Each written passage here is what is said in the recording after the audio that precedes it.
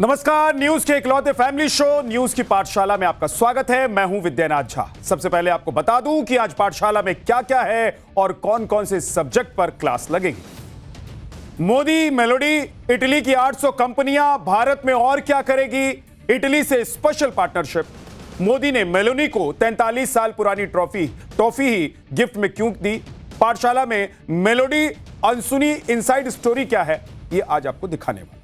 PM Modi को लेकर राहुल गांधी ने ऐसा क्या कहा कि मंच पर तूफान मच गया और बीजेपी ने राहुल का कच्चा चिट्ठा निकाल दिया है। चोर सरेंडर के बाद राहुल ने मोदी के लिए नई गाली खोज ली है।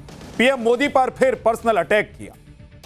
बंगाल में शुभेंदु ने प्रॉपर्टी लिस्ट निकाली तो देश की आंखें फटी की फटी रह गई। ममता भाईपो के पास ऐसा क्या है इस लिस्ट में, आज आपको बताने वाला। क्या अभिषेक बनर्जी का अवैध विलास सच में गिरवा देंगे शुभेंदु? 7 दिन में जवाब मिले नहीं तो विलाप खंडर बन जाएगा। ममता के सबसे खास अधिकारी की सिल्वर लंका सच में सिंडिकेट ऐसा चलता था कि अरबों में कमाता था। भारत की नई ड्रोन टेक्नोलॉजी ऊपर से ऊपर कैसे होगा काम तमाम, पाठशाला में स्पेशल चैप्टर आज आपको दिखाने वाला। कितने फाइटर गिरे ये पूछने की नौबत खत्म हो गई। 12 किलो के हथियार से घर में रहकर अब दुश्मन को मारने की तैयारी पूरी हो गई। ये सब आज आपको बताने वाला हूं, लेकिन सबसे पहले दिन भर का रिव्यू।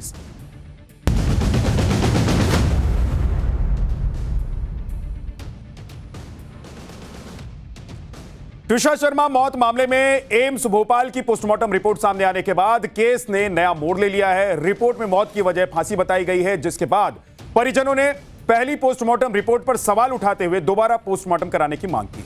हालांकि कोर्ट ने परिवार की मांग को खारिज कर दिया है। दरअसल परिवार का कहना था कि मामले की निष्पक्ष जांच और मौत के वास्तविक कारणों का पता लगाने के लिए ट्विशा का दूसरा पोस्टमार्टम जरूरी है। देश भर में आज मेडिकल स्टोर्स की हड़ताल रही। फार्मासिस्ट, केमिस्ट और दवा डिस्ट्रीब्यूटर्स ने संगठन ने all India organisation of chemist and druggist ने यह हड़ताल बुलाई थी और इस दौरान देश भर के 15 लाख से ज्यादा दवा विक्रेताओं ने अपने मेडिकल स्टोर्स बंद रखे। दरअसल संगठन की मांग है कि ऑनलाइन हो रही दवाइयों की बिक्री पर रोक लगाई जाए और दवाइयों को रेगुलेट किया जाए। बीपीएससी ट्रेप 4 की वैकेंसी जारी करने की मांग को लेकर आज फिर पटना में कैंडिडेट्स ने जोरदार प्रदर्शन किया। इस प्रोटेस्ट के दौरान अभ्यर्थियों और पुलिस की बीच हिंसक झड़प भी देखने को मिली, जिसके बाद पुलिस ने कई छात्रों को हिरासत में ले लिया। दरअसल भर्ती प्रक्रिया में देरी, नियमों को लेकर भ्रम और विज्ञापन जारी न होने की वजह से अभ्यर्थियों ने लगातार नाराजगी जाहिर की थी। उसके बाद ये प्रोटेस्ट किया था। राजस्थान के जालोर में भूमि आवंटन को निरस्त करवाने की मांग को लेकर 5 दिन से जारी धरना आज उग्र हो गया। जहां आवंटित भूमि पर पहुंचे धरनार्थियों और वहां काम कर रहे मजदूरों के बीच टकराव की स्थिति बन गई। ग्रामीणों ने आरोप लगाया है कि मजदूरों ने ट्रैक्टर और बुलडोजर उनकी तरफ दौड़ाकर कुचलने की कोशिश की। वहीं इस दौरान पथराव की घटना भी सामने आई। हालांकि मौके पर पहुंची पुलिस ने वक्त रहते स्थिति पर काबू कर लिया है। उत्तराखंड में केदारनाथ यात्रा के दौरान बड़ा हादसा होने से टल गया, जहां सोनप्रयाग और गौरीकुंड के बीच मुनकटिया इलाके के पास भारी बारिश के चलते अचानक लैंडस्लाइड हुआ, जिसके बाद रास्ता पूरी तरीके से बंद हो गया और हजारों यात्री रास्ते में फंस गए। जिसकी सूचना मिलते ही एसडीआरएफ की टीम मौके पर पहुंची और बड़े स्तर पर रेस्क्यू अभियान को चलाकर करीब 10,000 श्रद्धालुओं को सुरक्षित बाहर निकाला गया। दिन भर में कैसे आज आपने गर्मी झेली है और देश ने कैसे आज गर्मी देखी है। गर्मी का प्रचंड रूप एक बार फिर से देखने को मिला है। भारत का एक बड़ा हिस्सा लू की चपेट में है। मौसम विभाग ने 10 से ज्यादा राज्यों में गर्मी का रेड और ऑरेंज अलर्ट जारी किया हुआ है। साथ ही आईएमडी की तरफ से कुछ राज्यों में लू की चेतावनी भी जारी की गई है, जिसमें दिल्ली, राजस्थान, पंजाब, हरियाणा, उत्तर प्रदेश, मध्य प्रदेश समेत उत्तर भारत के कई राज्य शामिल हैं। पाकिस्तान एयरफोर्स का एक ट्रेनिंग एयरक्राफ्ट मियांवाली के पास दुर्घटना का शिकार हो गया। रिपोर्ट्स के मुताबिक ये फाइटर जेट नियमित उड़ान भर रहा था, जहां हवा में ही इसके इंजन में खराबी आ गई और ये क्रैश हो गया। हालांकि जेट के क्रैश करने से पहले ही दोनों पायलट सुरक्षित रूप से बाहर निकल गए थे, जिससे उनकी जान बच गई। लेकिन अब तक पाकिस्तान एयरफोर्स की तरफ से इस हादसे पर कोई आधिकारिक बयान सामने नहीं आया है।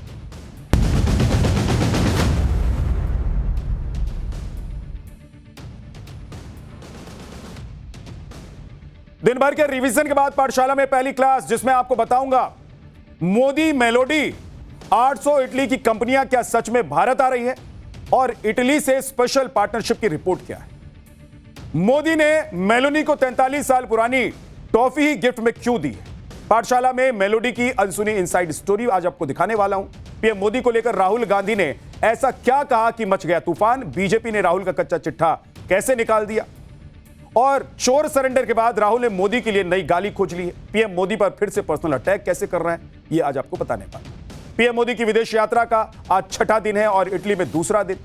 पीएम मोदी कल शाम इटली पहुंच गए थे, जहां इटली की पीएम जॉर्जिया मेलोनी ने उनका जोरदार स्वागत किया। पीएम मोदी ऊर्जा संकट की चुनौती और अमेरिका के टैरिफ टेरर का तोड़ निकालने के लिए यह विदेश यात्रा कर रहे हैं।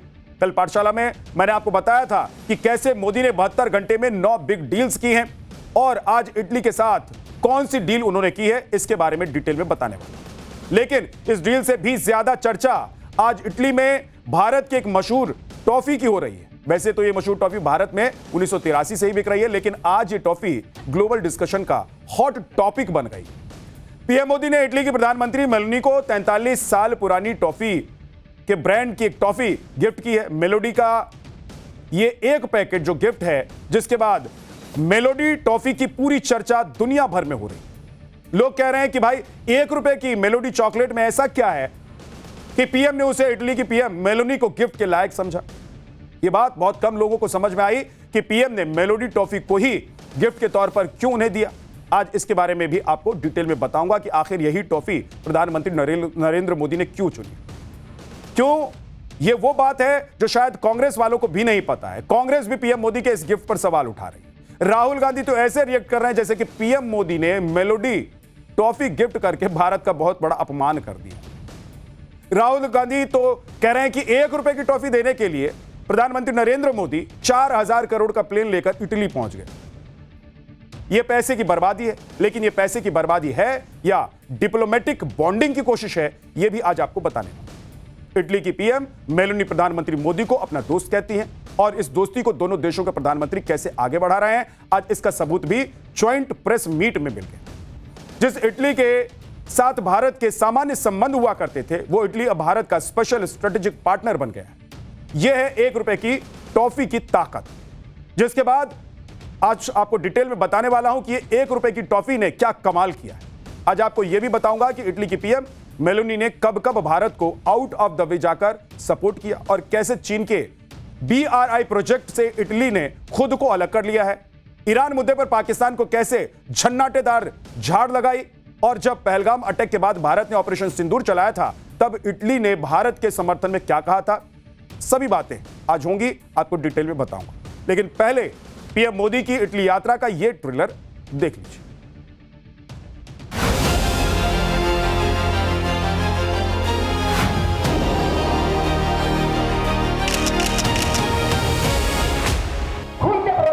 कहता है सोना मत खरीदो, विदेश मत जाओ, और फिर हजारों करोड़ रुपए के जहाज में विदेश चला जाता है। आप लोग चुप रहते हो।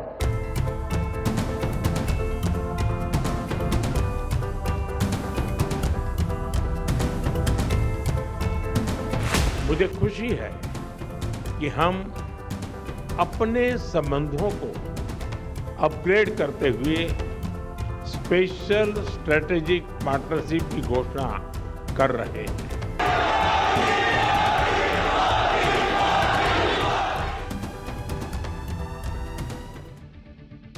भारत और इटली के बीच आज वो डील हो गई जो अब तक भारत की कोई सरकार कर ही नहीं पाई। खुद सोनिया गांधी की कांग्रेस की सरकार भी इटली को भारत के इतने करीब कभी नहीं ला पाई जितना कि अब है। भारत और इटली के बीच एक दूसरे पर भरोसा बढ़ रहा है, इसलिए भारत और इटली के बीच स्पेशल स्ट्रेटेजिक पार्टनरशिप हुई है। यह दोनों देशों के लिए बहुत बड़ी बात है और इस डील के होने की सबसे बड़ी वजह पीएम मोदी की पर्सनल डिप्लोमेसी।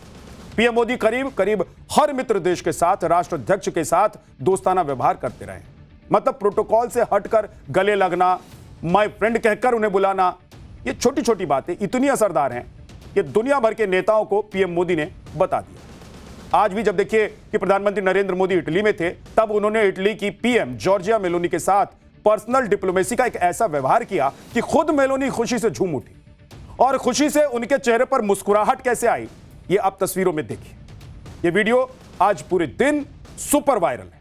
हर जगह कोई देश का ऐसा बच्चा और बड़ा नहीं है जिसने इस वीडियो को देखा नहीं है, क्योंकि इस वीडियो में कुछ ऐसा है जो शायद आज तक किसी देश के पीएम या राष्ट्रपति ने नहीं किया हो। पूरी दुनिया जानती है कि जॉर्जिया मेलोनी पीएम मोदी का बहुत अच्छा दोस्त हैं वो और सम्मान करती है। इसलिए आज जब पीएम मोदी मेलोनी से मिले तब उन्होंने मेलोनी को भारत में 1983 से बनने वाली वो मेलोडी चॉकलेट का पैकेट गिफ्ट किया जिसकी डिमांड बच्चे बहुत ज्यादा करते हैं। मेलोडी चॉकलेट शायद आपने और हमने भी अपने बचपन में खाई होगी, आपको याद होगा। और जब भारत की ये 43 साल पुरानी मेलोडी चॉकलेट मेलोनी के हाथ में आई तब वो खुशी से झूम उठी। उन्होंने स्पेशल मीडिया के जरिए, यानी कि सोशल मीडिया जिस पे वो अपनी बात रखती हैं, उस पर उन्होंने मिठास वाले इस गिफ्ट के लिए प्रधानमंत्री नरेंद्र मोदी को थैंक यू कहा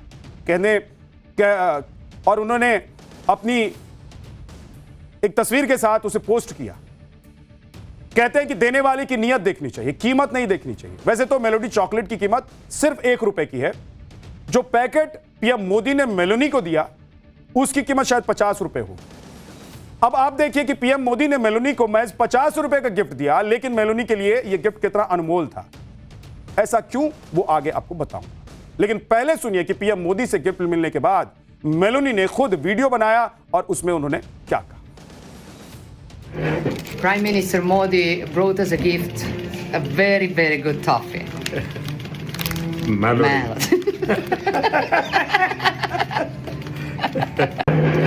Prime Minister.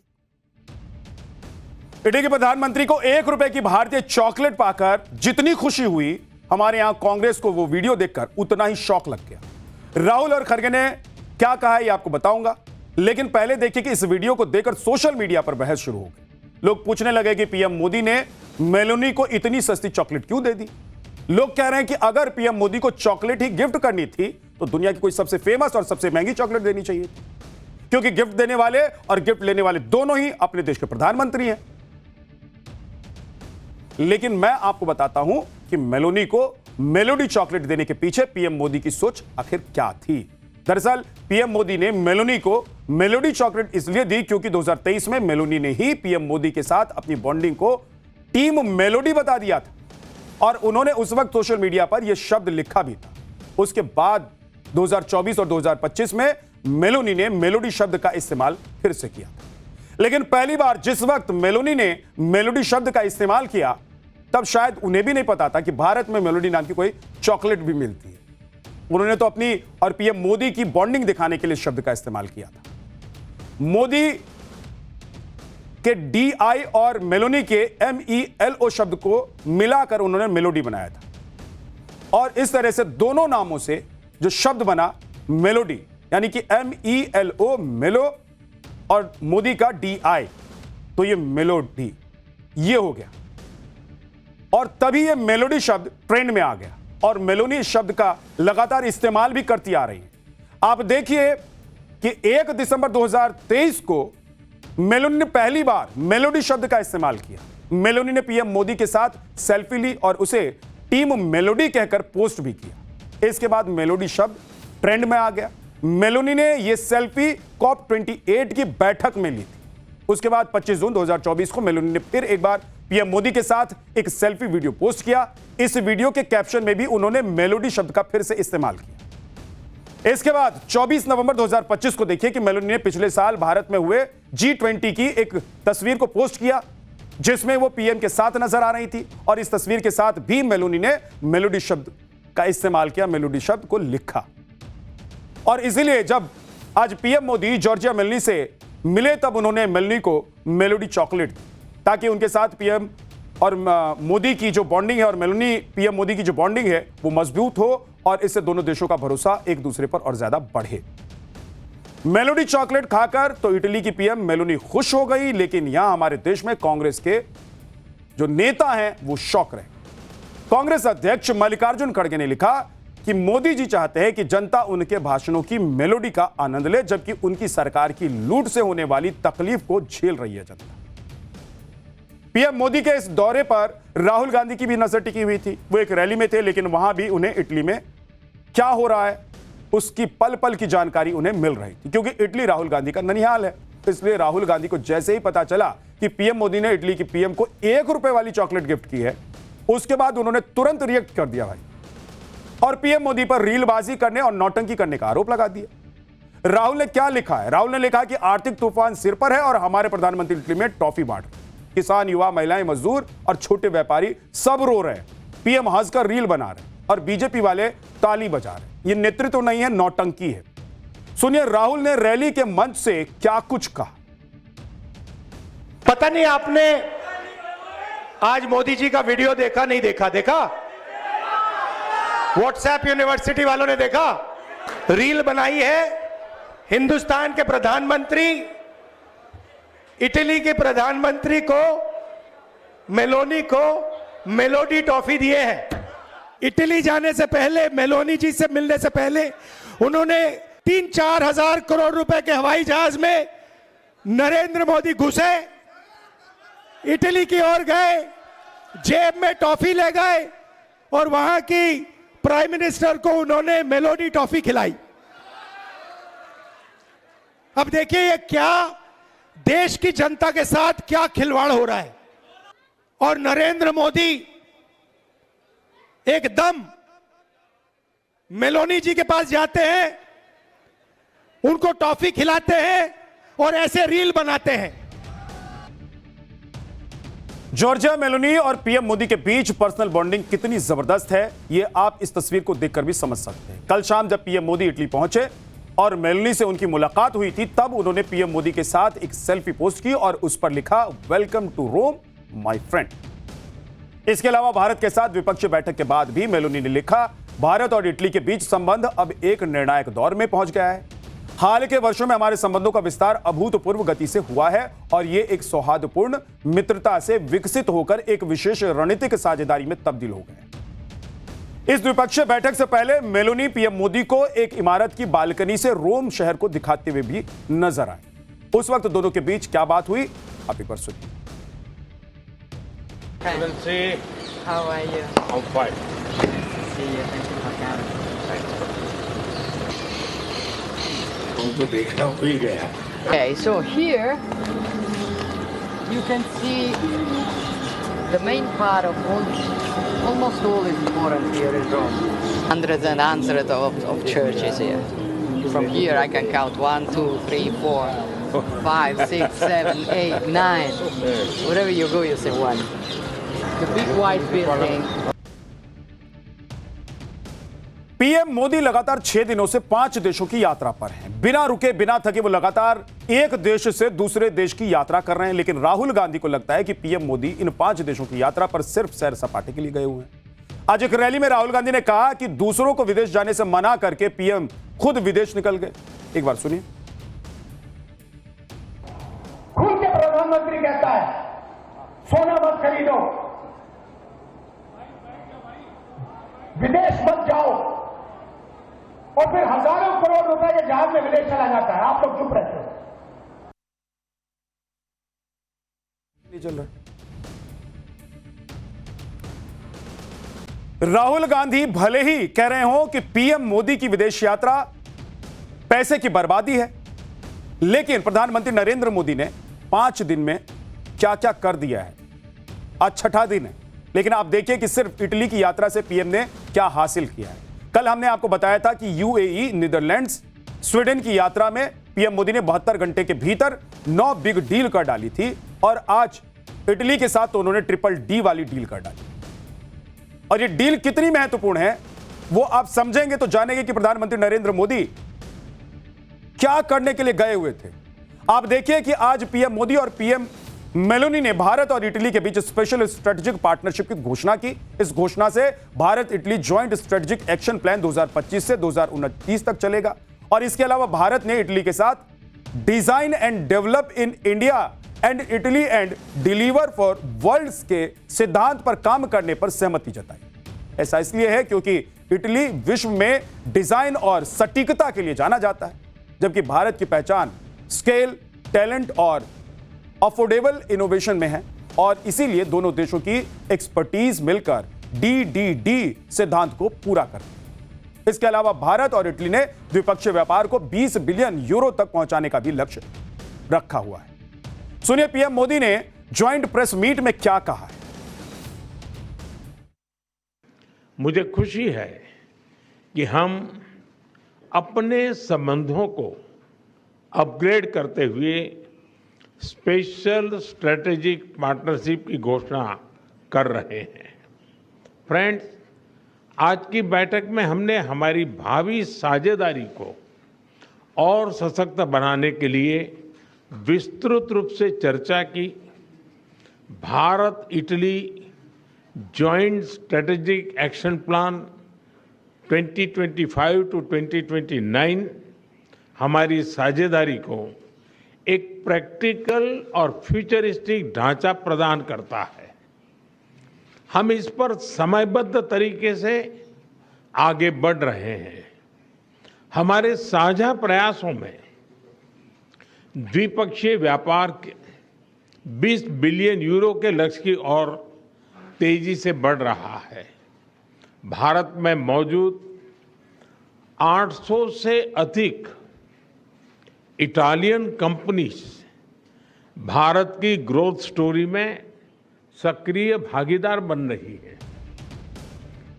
तो प्रधानमंत्री संकट की इस घड़ी में बड़ी बड़ी डील कर रहे हैं। वो देश को इस संकट से निकालने की कोशिश कर रहे हैं। वो कोशिश कर रहे हैं कि जब पूरी दुनिया आज संकट से घिरी हुई है तो वहां भारत एक नया रास्ता कैसे बनाए, कैसे अपने मित्र देशों के साथ मिलकर एक नए रास्ते पर चला जाए।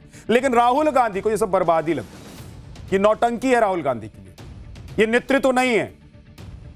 फिर यह बताना चाहिए कि नेतृत्व होता क्या है भाई। क्या राहुल गांधी के पास कोई सेकंड थॉट है? अगर है तो देश के सामने रखें। डेमोक्रेसी में तो यह होता ही है, पब्लिक को सब कुछ तय करना होता है, पब्लिक को तय करने दीजिए। अगर मोदी जी ठीक से काम नहीं कर रहे हैं तो अगली बार पब्लिक नहीं चुनेगी।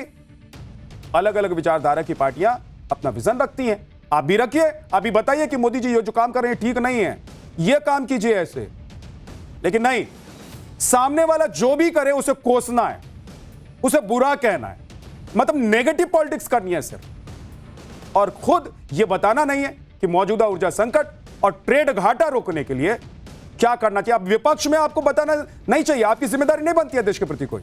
अरे बताएंगे तो देश की जनता को लगेगा देखिए राहुल जी कैसे प्लान करते हैं, कैसे सोचते हैं, अगली बार राहुल गांधी को प्रधानमंत्री बनाना है। लेकिन थॉट है या नहीं है, इसके बारे में कभी बात ही नहीं होगी। कांग्रेस के लोग पहले मोदी पर पर्सनल अटैक करते रहे, गाली देते रहे, अब गद्दार और नौटंकी तक कहने पर उतारू।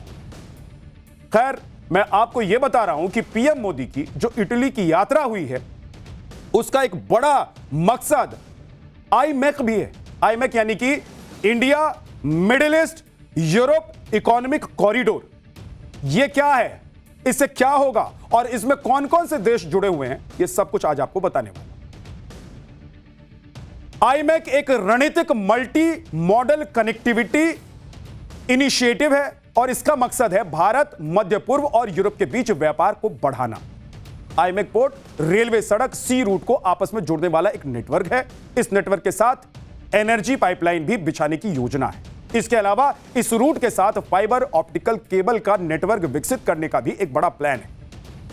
आईमेक के 2 पोर्ट हैं, पूर्वी कॉरिडोर भारत से यूएई तक, उत्तरी कॉरिडोर यूएई से यूरोप तक। आईमेक में भारत, अमेरिका, सऊदी अरब, संयुक्त अरब अमीरात, फ्रांस, जर्मनी, इटली और ईयू शामिल है। आप सोचिए कि कितने बड़े प्लान्स और कितने बड़ी योजना पर काम हो रहा है, क्या क्या डीलिंग चल रही है। कल जब प्रधानमंत्री नॉर्वे से इटली के लिए रवाना होने वाले थे तभी उन्होंने आईमेक पर कहा था कि मेरी इटली की यात्रा का मुख्य उद्देश्य भारत इटली सहयोग को बढ़ावा देना होगा, जिसमें विशेष रूप से भारत, मध्य पूर्व, यूरोप आर्थिक गलियारे यानी कि आईमेक पर जोर दिया जाएगा। और प्रधानमंत्री नरेंद्र मोदी ने किया भी ऐसा ही। दुनिया को आईमेक की जरूरत क्यों पड़ रही है और भारत ने इस ग्लोबल रूट का इनिशिएटिव क्यों लिया है, अब यह भी आपको बताता हूं। दरअसल भारत ने आईमेक प्रोजेक्ट को चीन के बीआरआई के विकल्प के रूप में पेश किया। बीआरआई को प्राचीन सिल्क रूट का आधुनिक रूट कहा जाता है। चीन का belt and road initiative project है ये। 2013 में चीनी राष्ट्रपति शी जिनपिंग ने इसकी शुरुआत। बीआरआई के तहत सड़क, सी रूट के जरिए एशिया, यूरोप, अफ्रीका को जोड़ना ही चीन की सबसे बड़ी कोशिश है। भारत के आईमेक ने चीन के बीआरआई प्रोजेक्ट को कैसे झटका दिया है, यह बात तब साबित हुई जब इटली ने चीन से इस प्रोजेक्ट से बाहर निकलने की बात कही। बीआरआई के जरिए चीन खुद को मिडिल ईस्ट से यूरोप तक जोड़ना चाहता है, जबकि आईमेक भारत से अरब और यूरोप तक व्यापार के लिए एक नया रूट है। चीन समुद्री रास्तों के जरिए अफ्रीका तक भी पहुंचना चाहता है, जबकि आईमेक में रेल, रोड और शिपिंग कॉरिडोर हो। बीआरआई नेटवर्क के जरिए पूरी दुनिया में एक दूसरे के साथ संबंध बनाने और जोड़ने की कोशिश चीन की रही है, जबकि भारत से यूएई, सऊदी अरब, जॉर्डन, इजराइल तक सामान जाएगा आईमेक रूट के जरिए। यह है प्रधानमंत्री नरेंद्र मोदी की योजना, यह है प्रधानमंत्री नरेंद्र मोदी का विदेश जाने और यात्रा की जो पूरी तैयारी थी और पूरी कोशिश जो है वो ये है। इसलिए घूम रहे हैं, इसीलिए गए हैं। इजराइल से सी रूट के जरिए सामान यूरोप पहुंचेगा, जिसका ये पूरा रोड मैप तैयार है और इस पूरे रास्ते में मुख्य भूमिका रेल मार्ग और समुद्री जलमार्ग की हो। इटली जैसे देश भारत के आईमेक प्रोजेक्ट के लिए कितना जरूरी था और यूरोप ने क्यों इस प्रोजेक्ट को हाथों हाथ लिया, अब ये आपको समझाता हूं। हुआ यह कि यूरोप के कई देश सालों से चीन पर आर्थिक निर्भरता कम करना चाहते थे, इसलिए इटली भारत के इस प्रोजेक्ट का हिस्सा बन गया। अब इटली का ट्रेस्टेड बंदरगाह जो है आईमेक का हिस्सा बनेगा और यह प्रोजेक्ट पूरा होने के बाद इटली भूमध्य सागर को मध्य पूर्वी यूरोप और बाल्कन से जोड़ेगा। बीआरआई के साथ इटली 2019 में जुड़ा था, लेकिन आईमेक प्रोजेक्ट लागू होने के बाद इटली बीआरआई से अलग हो गया। कल जब प्रधानमंत्री नरेंद्र मोदी इटली पहुंचे थे, तब वहां मोदी मोदी के नारे गूंजने लगे, जय श्री राम के नारे गूंजे। पहले इसे सुनिए, फिर आपको बताता हूं कि आचार्य प्रमोद कृष्णन ने इस वीडियो के जरिए राहुल को कैसे जवाब दिया है।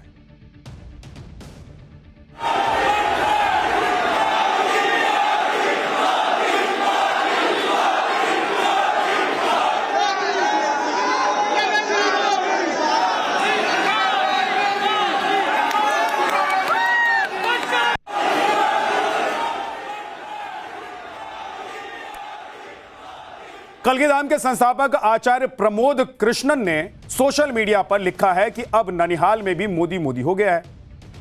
अब कहां जाओगे, ये राहुल गांधी के लिए तंज कस रहे हैं। वो चुनाव में पीएम मोदी के सामने चारों खाने चित होने के बाद अब राहुल गांधी ने पीएम मोदी पर पर्सनल अटैक किया है।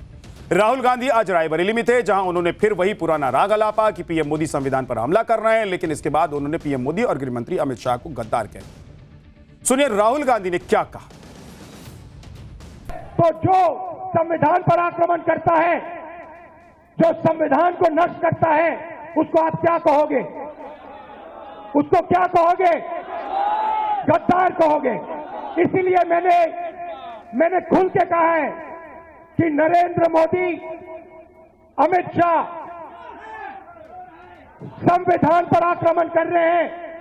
उन्होंने देश का धन अदानी अंबानी को बांटा, उन्होंने देश की संस्थाओं को खत्म किया, उन्होंने वोट चोरी करवाई, इलेक्शन कमीशन को दबाया, जुडिशरी पर दबाव डाला। आरएसएस के लोग सुन लो, आपने कहा कि मुझे माफी मांगनी चाहिए, मैं कभी माफी नहीं मांगूंगा, फिर बोलूंगा। अमित शाह और नरेंद्र मोदी गद्दार हैं, क्योंकि उन्होंने कॉन्स्टिट्यूशन पर आक्रमण किया है। सुन लो अच्छी तरह, मैं तुम लोगों से नहीं डरता हूं।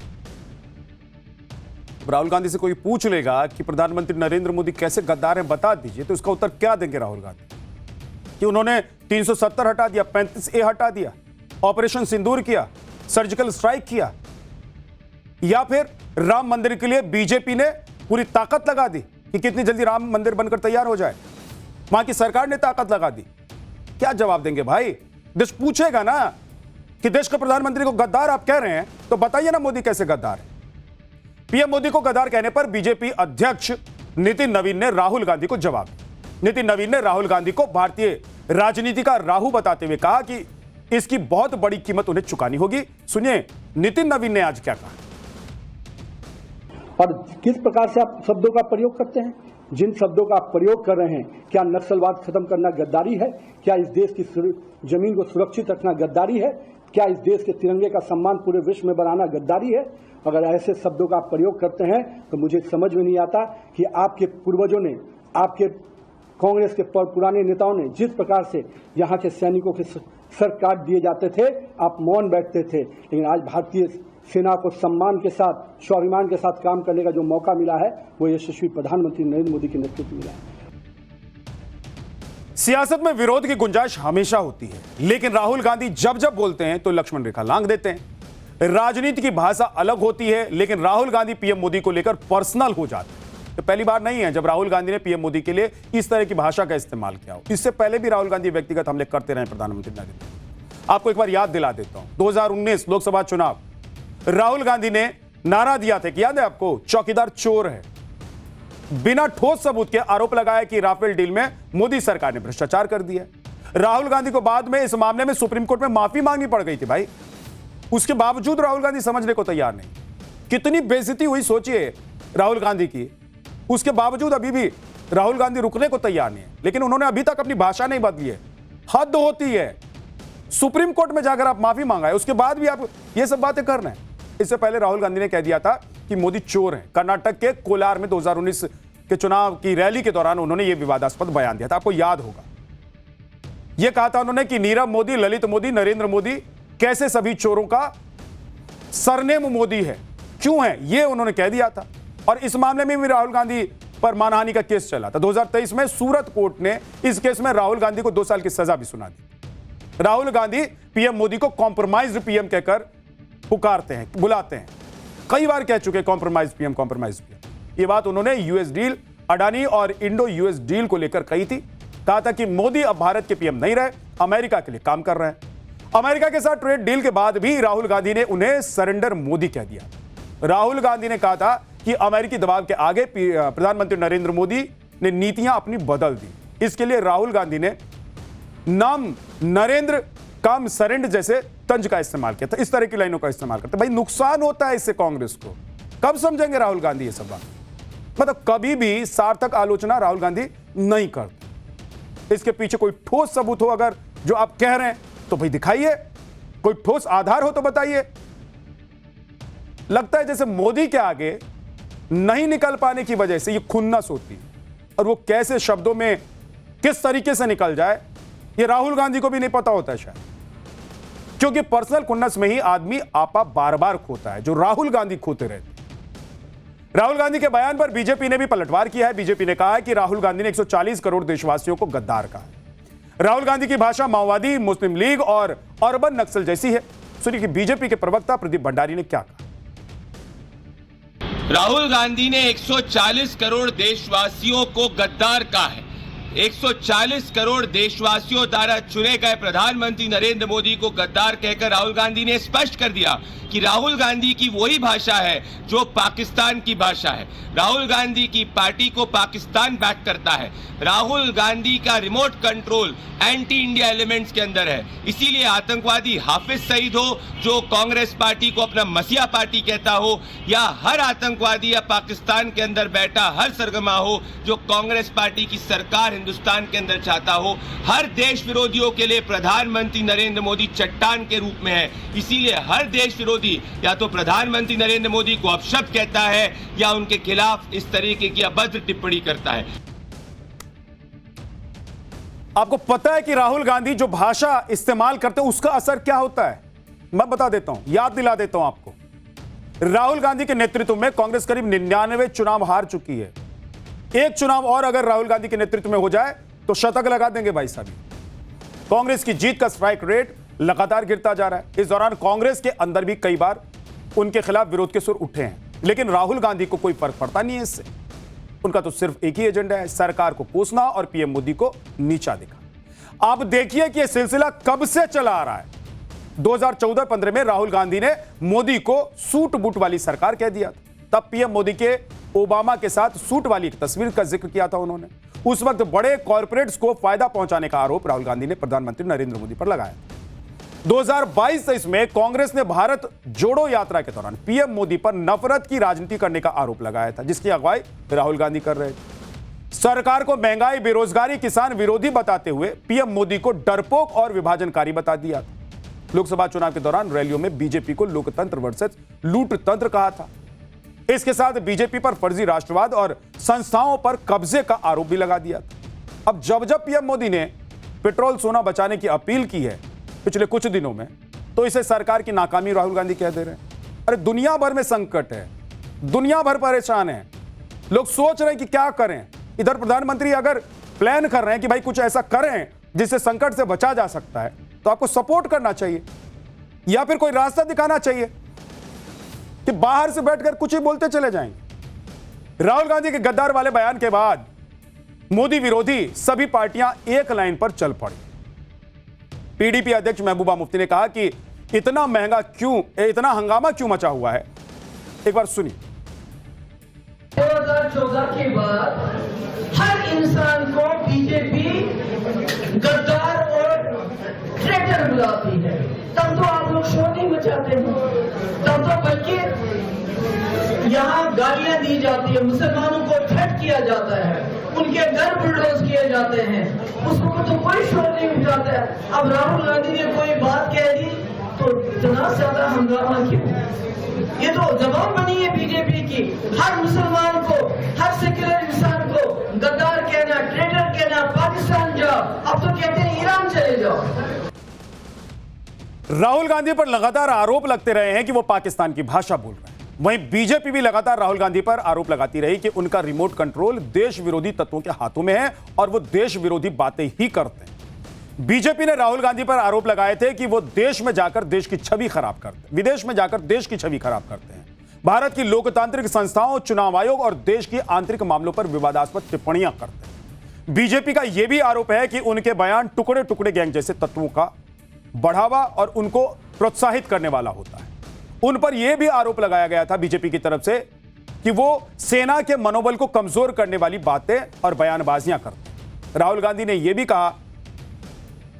गांधी ने यह कहकर भी विवाद खड़ा किया था कि उनकी लड़ाई बीजेपी से नहीं है बल्कि इंडियन स्टेट के खिलाफ, और इस पर भी बीजेपी ने राहुल गांधी को घेर लिया था। इस बयान को लेकर कई अदालतों में उनके खिलाफ देशद्रोह का मुकदमा दर्ज करने की मांग वाली याचिकाएं दायर की गई थी, आपको याद होगा। अब पाठशाला का नेक्स्ट चैप्टर, जिसमें आपको बताऊंगा बंगाल में शुभेंदु ने प्रॉपर्टी लिस्ट निकाली तो देश की आंखें फटी की फटी रह गई।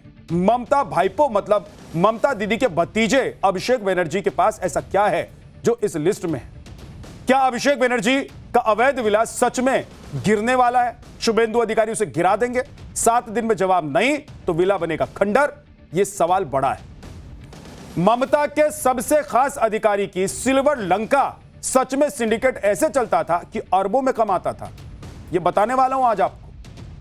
पश्चिम बंगाल में शुभेंदु अधिकारी की सरकार जिस तरीके से फैसले ले रही है उसने विरोधियों में खलबली मचा दी। अब तक शुभेंदु के डिसीजन और उनके एक्शन से अपराधी कांप रहे थे, मगर अब टीएमसी के बड़े बड़े नेताओं तक यह खौफ पहुंच गया। इस बार नई सरकार के टारगेट पर ममता बनर्जी के भतीजे अभिषेक बनर्जी का साम्राज्य है, मगर अभिषेक बनर्जी अलग ही जोन में कह रहे हैं कि मैं झुकूंगा नहीं। खुद को वो पुष्पा बता रहे हैं। खुद को पुष्पा बताने वाले उनके जहांगीर खान चुनाव से नाम अपना वापस ले चुके हैं, मगर अब अभिषेक कह रहे हैं कि चाहे कुछ भी हो जाए मैं झुकने वाला नहीं हूं। दरअसल अभिषेक बनर्जी की संपत्तियों पर लगातार 2 दिनों से नोटिस चस्पा किया जा रहा है। आज भी कोलकाता नगर निगम के अधिकारी उनकी कई प्रॉपर्टीज पर पहुंचे और नोटिस चिपका दिया। क्या है नोटिस चिपकाने की वजह, वो आपको आज बताने वाला। मगर नोटिस में जिस तरह की बातें लिखी गई है उससे कहा जा रहा है कि अगर अभिषेक बनर्जी की तरफ से सही जवाब नहीं मिला तो बुलडोजर एक्शन हो सकता है। अब यह बुलडोजर कितनी जगह चल सकता है, क्यों चल सकता है, इसकी डिटेल रिपोर्ट आपको आज बताऊंगा। बंगाल के इस सियासी एपिसोड पर ममता बनर्जी भी टेंशन में है। जिस तरह शुभेंदु सरकार बुलडोजर एक्शन पर एक्शन ले रही है उससे ममता संवैधानिक विचारों और मूल्यों से छेड़छाड़ का आरोप लगा रही है। ये वही ममता बनर्जी हैं जो सीएम पद से इस्तीफा ना देकर संविधान के खिलाफ जा रही। गजब ही हाल कर रखा है। अब जब जरूरत पड़े देश को दिखाने की कि संविधान के साथ कितने खड़े हैं, तब आप कहेंगे कि संविधान हम माने ना माने, हम अपने मन के मालिक हैं, हम जो चाहेंगे वही करेंगे। अब संविधान की दुहाई देने लग गए। ममता बनर्जी का एक खास पुलिस अधिकारी है जिस पर आरोप है कि वो वर्दी की आड़ में अपराधियों के साथ सांठगांठ किया करता था और जमीन हड़पने का गंदा खेल ममता सरकार में किया करता था। उस अधिकारी की करोड़ों की प्रॉपर्टी से लेकर उसके कथित नेक्सस पर वो हैरान करने वाला चैप्टर पाठशाला में आगे है, जो शुभेंदु अधिकारी को सख्त फैसले के लिए मजबूर कर रहा है। सब बारी बारी से आज आपको बताने और समझाने वाला हूं। ध्यान से देखते रहिए कि बंगाल में क्या क्या हो रहा था। फिलहाल बंगाल के लेटेस्ट घमासान पर एक ट्रेलर आप देखिए।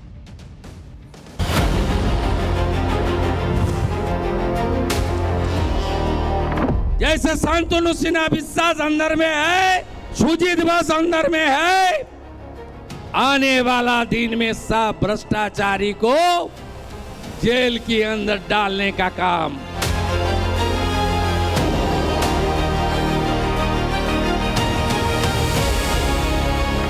एबी का एजेंट भी झुक गया, आगे एबी भी झुकेगा, चिंता मत करिए।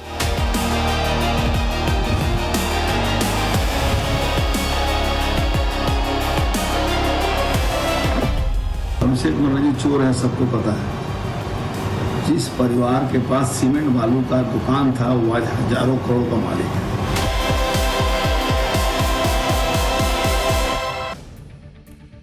प्रधानमंत्री नरेंद्र मोदी कहते हैं कि अच्छे दिन आएंगे, मगर शुभेंदु सरकार पश्चिम बंगाल में जब से आई है तब से अभिषेक बनर्जी और टीएमसी के लिए बुरे दिन स्टार्ट हो गए। ममता बनर्जी के भतीजे अभिषेक बनर्जी की जो रियलिटी अब सामने आ रही है वो हैरान करने वाली है। कैसे उनके लोग ही उन्हें एक्सपोज कर रहे हैं ये आपको आगे बताने वाला, मगर पहले यह समझ लीजिए कि किस तरह अभिषेक बनर्जी के घर पर बुलडोजर के संभावित एक्शन की चर्चा होने लग गई है पश्चिम बंगाल में। ये जो नोटिस आप देख रहे हैं ये अभिषेक बनर्जी के घर पर चिपकाया गया नोटिस है। कोलकाता नगर निगम के शांति निकेतन आवास पहुंचे और कोलकाता नगर निगम के जो अधिकारी हैं वो पहुंचे और नोटिस उन्होंने चस्पा कर दिया। यह घर अभिषेक बनर्जी की कंपनी लिप्स एंड बाउंड्स के नाम पर रजिस्टर्ड है। ये वही अभिषेक बनर्जी हैं जो चुनाव से पहले धमकियां दे रहे थे, याद है आपको, बंगाल में बीजेपी नेताओं को चैलेंज कर रहे थे, मगर अब उनके घर का नंबर आ गया है और वो पिछले कई घंटों से जवाब तक नहीं दे पा रहे। इस नोटिस में क्या क्या लिखा है ये बताऊंगा, मगर पहले अभिषेक बनर्जी के घर की तस्वीर देखिए। कोलकाता के हरीश मुखर्जी रोड पर मौजूद इस घर को बेहद भव्य तरीके से बनवाया गया था। आप देखेंगे तो आपकी आंखें चौंधिया जाएंगी कि क्या घर बनाया है। वो शीश महल वाला जो आपका दिल्ली में देखा था ना शीश महल, वो भी फीका पड़ जाएगा इस घर के सामने। कभी करीब से मौका मिले तो जाके देख लीजिएगा अगर बुलडोजर नहीं चला। ममता बनर्जी की जब सरकार थी तो यहां पर परिंदा तक पर नहीं मार सकता था। इस आवाज के बाहर खड़े होने से भी रोक टोक दिया जाता था। आज यहां नोटिस पर नोटिस चस्पा किया जा रहा है। सब वक्त वक्त का खेल है भाई। जब वक्त था तो आपने ये महल खड़ा कर दिया, लेकिन अब वक्त बदला है तो पता लगा कि अगर ये अवैध है तो इस पर बुलडोजर चलेगा। साहिर लुधियानवी की मशहूर पंक्तियां हैं, वक्त से दिन और रात, वक्त से कल और आज, वक्त की हर शय गुलाम, वक्त का हर शय पे राज। आदमी को चाहिए वक्त से डर कर। एक समय था जब कोलकाता में अभिषेक बनर्जी का रौला था, तूती बोलती थी। आज समय ऐसा है कि नोटिस पर नोटिस चस्पा हो रहा है। आगे डुगडुगी बजाने के लिए अधिकारी पहुंच रहे हैं घर के आगे। नोटिस का जवाब दिए बिना कहां गायब है अभिषेक बनर्जी ये कोई नहीं बता रहा है। भाई नोटिस का जवाब दीजिए।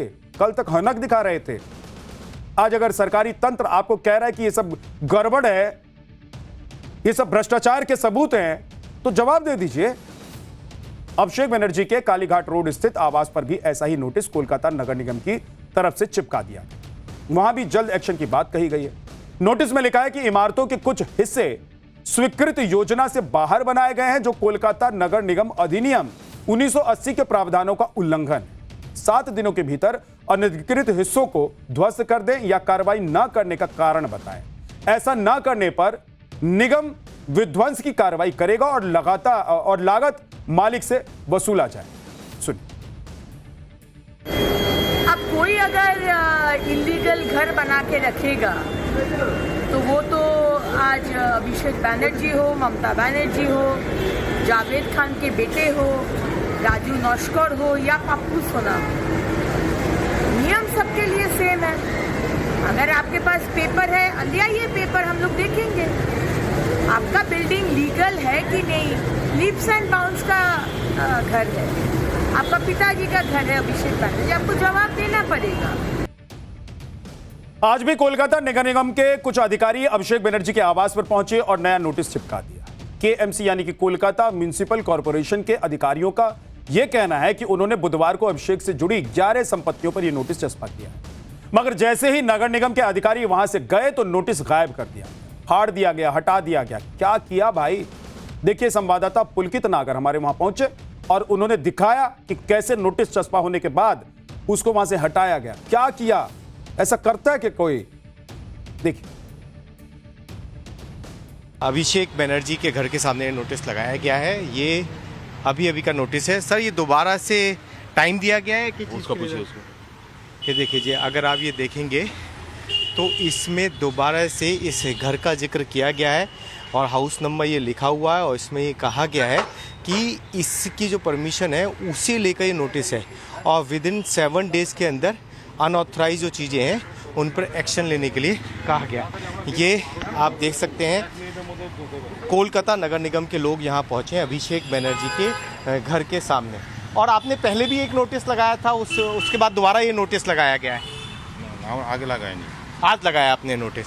सबसे बड़ी बात ये देखेंगे, अभी थोड़ी देर पहले वो नोटिस यहाँ पे लगा था, लेकिन अब वो नोटिस यहाँ से हटा दिया गया। देखिए ये गोंद भी अगर आप देखेंगे तो अभी सूखी नहीं है, ये देखिए गीली गोंद है, और यहाँ से वो नोटिस को हटा दिया गया। इसी गेट पर ये नोटिस अभी लगाया गया था, और जैसे ही निगम के लोग यहाँ से गए हैं उस नोटिस को यहाँ से हटा भी दिया है। हालांकि निगम के लोगों ने इस नोटिस को लेकर रिसीविंग ले ली है। सर आप कोलकाता नगर निगम से हैं? हाँ। तो कितनी प्रॉपर्टियों पे आप लोग लगा चुके हैं? सही हम लोग को 11 तो प्रॉपर्टी को देने के लिए बोला। कितनी प्रॉपर्टी? 11 प्रॉपर्टी। अभी आज के लिए 11। आज के लिए 11 है।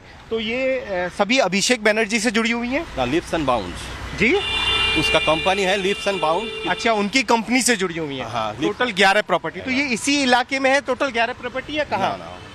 टोटल इसी इलाके में 11 प्रॉपर्टी है? ना इलाका नहीं है, कालीघाट में है, काली घाट का। देखिए एक कहावत है कि काट की हांडी बार बार नहीं चढ़ती है, मगर लगता है कि अभिषेक बनर्जी इसे समझ नहीं पा रहे हैं, नोटिस ही हटवा दे रहे हैं। मतलब सोचिए कि नगर निगम नोटिस लगा के जा रहा है, भाई इसका जवाब दीजिए, या फिर ये जो अवैध हम बता रहे हैं जिस चीज को उसको हटा दीजिए, नहीं तो फिर हम हटाने के लिए आएंगे। ये तो वही बात हुई कि खतरे को देखकर भी हम आंख बंद करके चद्दर ओढ़कर सो जाएं। आंख बंद कर लेने से जैसे खतरा नहीं टलता भाई, उसी तरह फाड़ देने से नोटिस को उसकी वैल्यू नहीं खत्म हो जाएगी। एक बार आप उसको फाड़ देंगे कागज को, दूसरा कागज लगा के वो फिर जाएंगे, और नहीं तो फिर आपके घर के सामने बोर्ड लगा देंगे।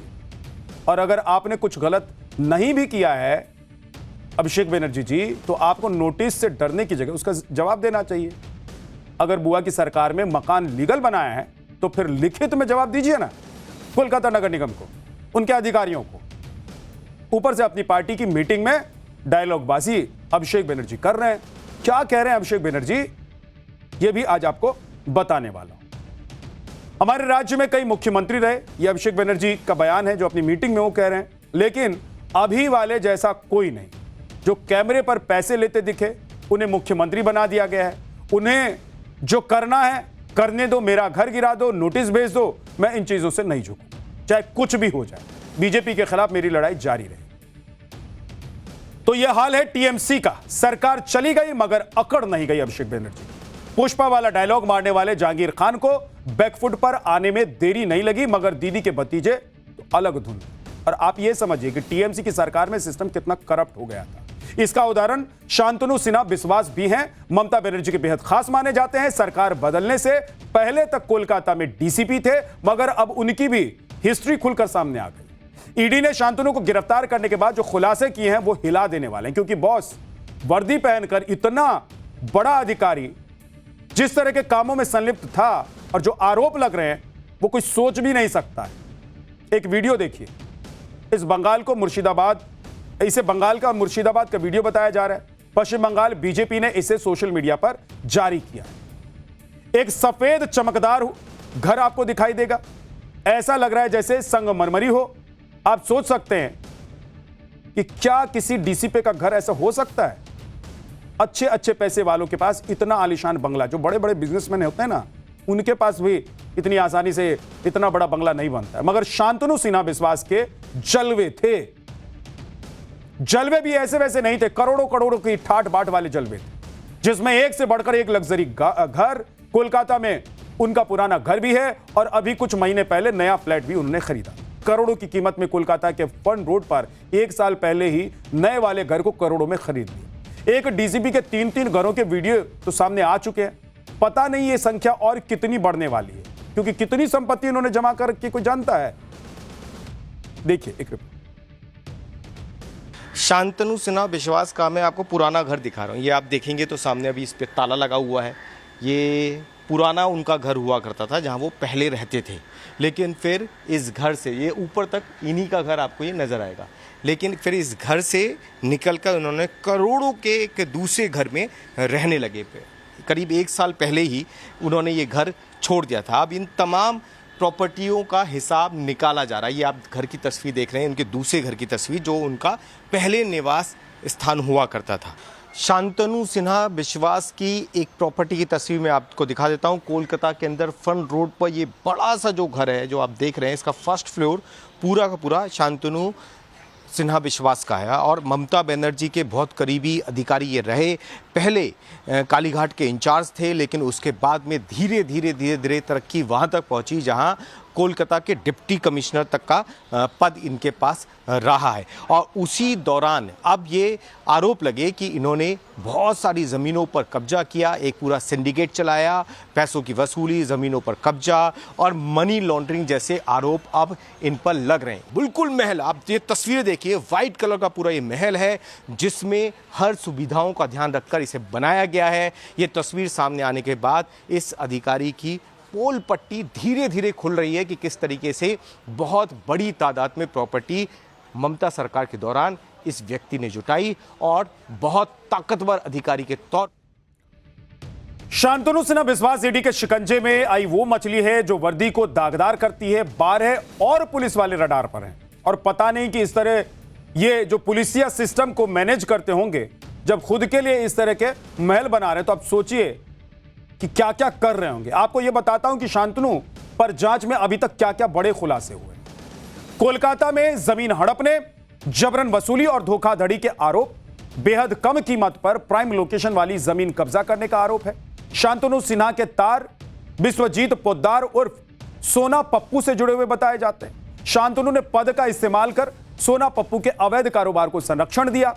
बदले में शांतनु सिन्हा विश्वास को करोड़ों की काली कमाई दी गई और ईडी ने छापेमारी करते हुए कारोबारी जॉय कामदार को भी पकड़ लिया है। छापेमारी के दौरान नकदी और बेहिसाब संपत्ति के दस्तावेज बरामद किए गए। जॉय कामदार की गिरफ्तारी के बाद शांतनु के खिलाफ सबूत मिले हैं। दावा है कि जॉय कामदार के जरिए पैसों को इधर से उधर किया जाता था।